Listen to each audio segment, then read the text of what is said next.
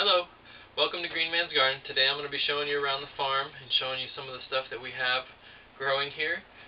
Starting in the greenhouse, this is where I tend to propagate all my plants and get them going.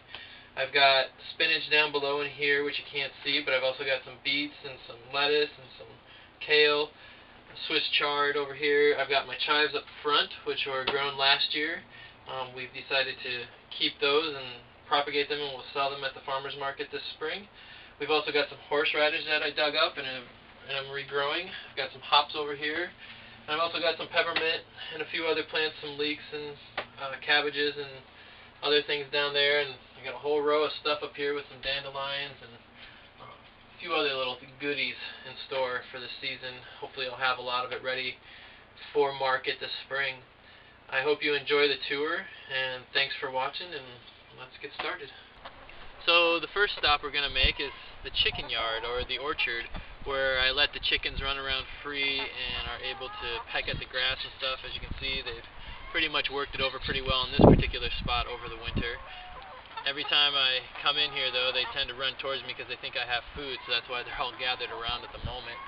As you can see here, this is an Oreo. He's a rooster.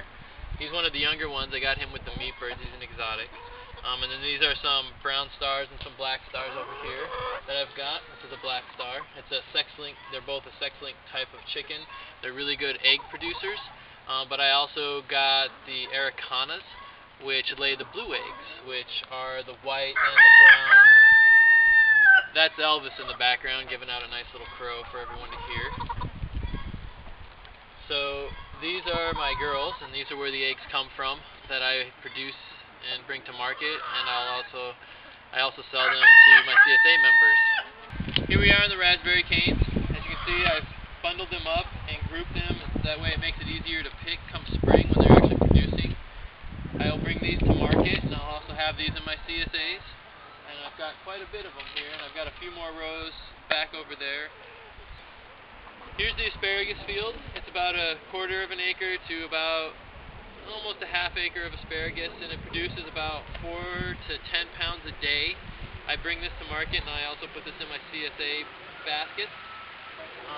I just recently tilled it, so that helps. The crowns are about 6 inches underground, so I don't have to worry about disturbing them, but this loosens up the soil and gets the weeds out of there so that they can grow and get big and healthy, and I can see them easier so the weeds aren't in my way along with the grass. Hopefully the chickens will help keep it down this spring. So this here is Molly. This one over here is Perdita. They're my two girls. I know Perdita is pregnant. Molly, we're waiting to see a little bit more. She was a little bit younger, so she might be a month or two behind Perdita. So we'll see what happens.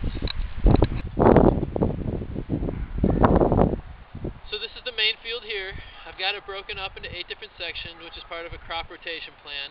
As you can see, I've tilled up this particular part of it, which is the root section. I'll be planting my beets and some of the other early greens out into the field, and I need to get those sections tilled up sooner rather than later. So here we are out in the pea section right here, and then over there and back there I'm going to have my greens. One of the things I'm going to be trying this year in the green section is to take these, and I'm going to use them as small raised beds.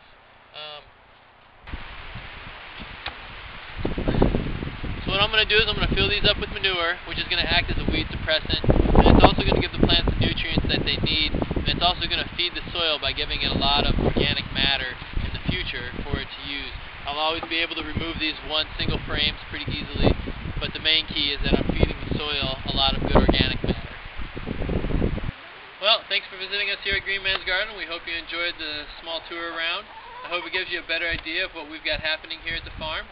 Also, stay tuned for more videos at greenmansgarden.com to keep an update about what's happening.